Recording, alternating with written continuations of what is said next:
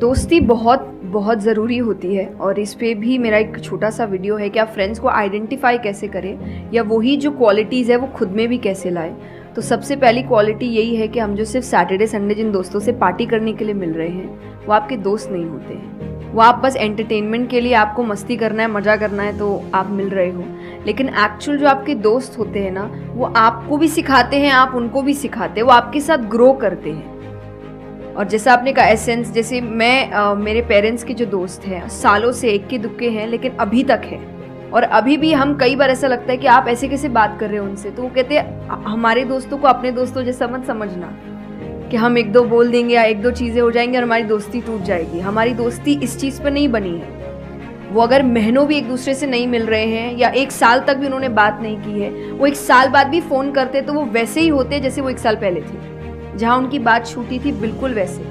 तो सबसे पहली चीज़ कि यही कि ज़रूरी नहीं है आपको अपने दोस्तों से हर एक इंटरवल में मिलना है तभी आपकी दोस्ती कायम रह सकती है, क्योंकि अब लोग आगे बढ़ रहे हैं, बिजी हो रहे हैं, काम कर रहे हैं, दूसरे शहरों में पढ़ने जा रहे हैं। अगर आपकी दोस्ती सिर्फ मिलने मिलाने से और मस्ती करने से तो वो दोस्ती नहीं है। तो ये सबसे पहली चीज़ है कि जो आपको आपके सिचुएशन को समझे, वाइस वर्सा आप उसके सिचुएशन को समझिए कि दोस्ती है पर जिंदगी भी है, काम भी है, मेहनत भी है, परिवार भी है। सबसे बड़ी तपस्या, सबसे बड़ा तप मैं कहती हूँ गृहस्थ जीवन ही है। उसमें आपको इतना कुछ करना पड़ता है, वो एक सिचुएशन को समझना ज़रूरी है। दूसरा, आजकल जो एक ट्रेंड बन चुका है कि फ्रेंड्स सपोर्टिव होने चाहिए, तो सपोर्टिव का मतलब ये नहीं कि तुम गलत भी करो, तो जो कर्ण और दुर्योधन की दोस्ती थी कि नहीं भाई पाप भी कर, मार, गलत कर, मैं तो साथ खड़ा हूँ, ये दोस्त नहीं, ये दोस्त नहीं होते हैं। दोस्त आपको आपके पास खड़े रहेंगे सपोर्ट में, लेकिन ये हर वक्त बताएंगे कि तुम गलत हो, तुम गलत कर रहे हो, इसकी सजा मिलेगी।